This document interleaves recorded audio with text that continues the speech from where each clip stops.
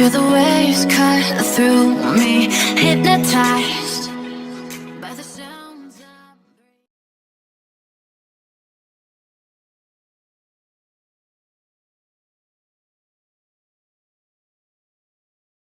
In the country, President Rodrigo Duterte has issued this latest order. Those who are not wearing their mask properly in order to protect the public. Kasi kung hindi mo ma-dipinsahan yung publiko, to arrest them and detain them, investigate them why they are doing it. You have 9 hours. I-detain mo, tapos imbestigahin mo siya kung bakit ganun ang behavior nila.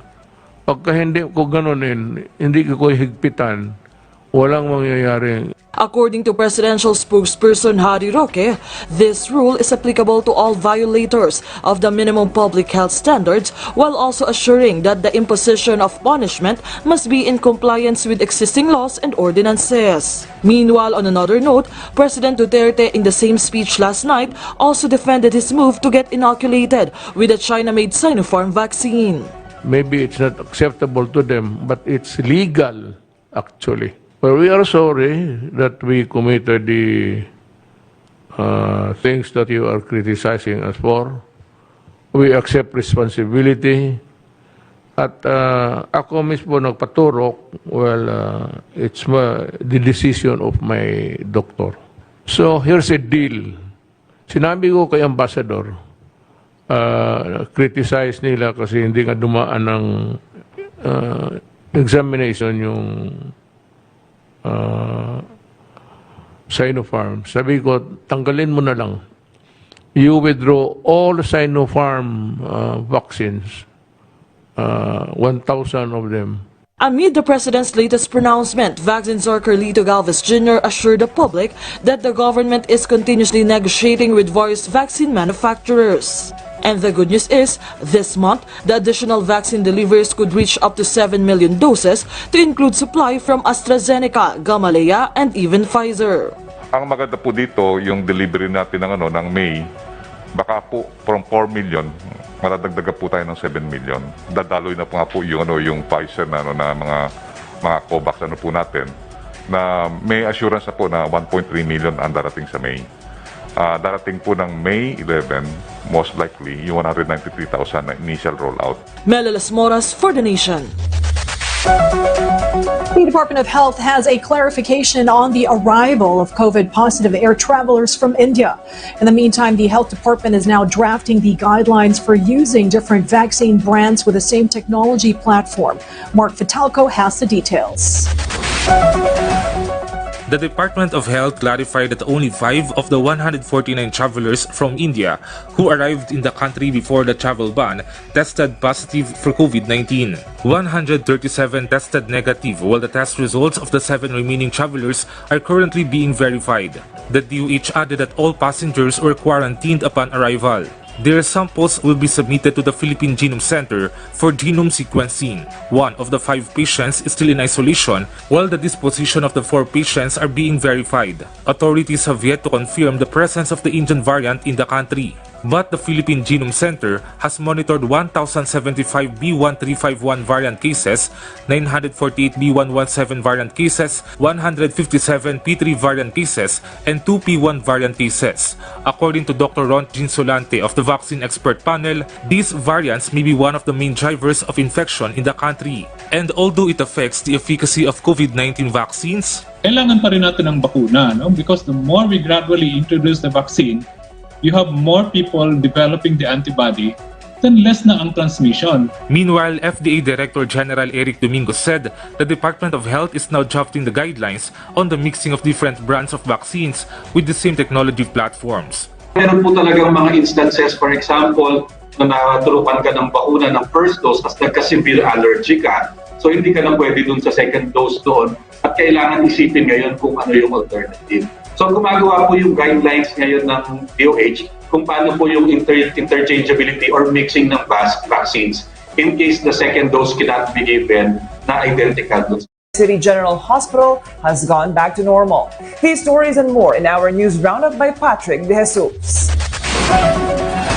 Senate Health Committee Chairman Senator Christopher Bongo announced in a Senate hearing that additional COVID-19 vaccines are set to arrive in the country, including 1.5 million doses of Sinovac and a possible delivery of AstraZeneca from the COVAX facility this Saturday. Go said the arrival of AstraZeneca is a big help since many of medical frontliners, senior citizens, and persons with comorbidities have already received a first dose. He added that Vaccine Czar Secretary Carlito Galvez Jr. said more vaccines are due in next week and this month. Kung madadagdagan natin ang ating daily vaccination rate mula sa kasalukuyang 133,000 daily rate, mas maraming mga Pilipino ang mababakunahan at mas mabilis nating ma-attain ang herd immunity sa community. House Speaker Lord Alan Velasco will appeal to the Department of Health and Professional Regulation Commission to deploy unregistered nurses as additional health workers and augmentation in the COVID-19 response. Velasco said unregistered nurses can work under supervision from registered nurses and doctors through a special arrangement with the PRC. The DOH said they are open with the recommendation but admitted some provisions of the law could make it difficult to achieve. Nakalagay po dun sa Nursing Act, ang pwede lang na mabigyan ng special or temporary permits would still be the licensed nurses. So meron ho mga ganun na provision sa law. So sa ngayon, ang kausap natin ng PNA, kausap natin ng PRC, ang isa na nga pong hiling, agahan na lang natin yung board exams. Better conditions and treatment in the ICU and COVID wards of Pasay City General Hospital can now be observed. The PCGH just recorded a 59% utilization rate and are back to normal or safe-free situation. The hospital management said it can be attributed to the implementation of a modified ECQ.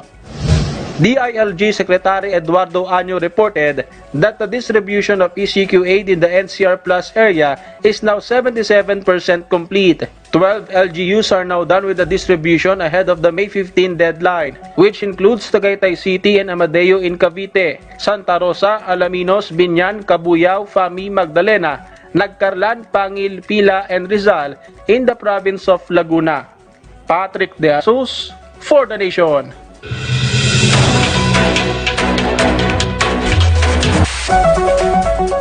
In news overseas, the United States agrees to waive intellectual property restrictions for COVID-19 vaccines to boost supplies, while Canada becomes the first country to allow Pfizer vaccines for adolescents. These and other stories in our foreign news roundup by Meg Luna.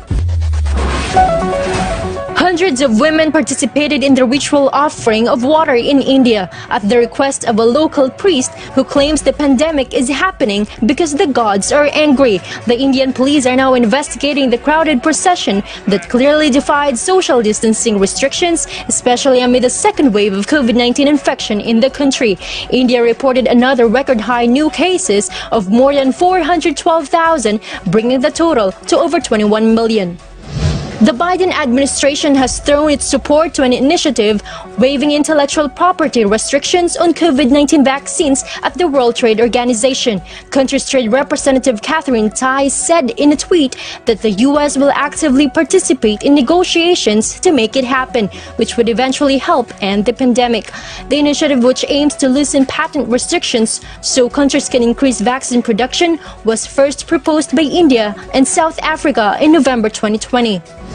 Meanwhile, Canada has authorized the use of Pfizer's coronavirus vaccine for children aged 12 to 15. It is the first country to do so for such age group.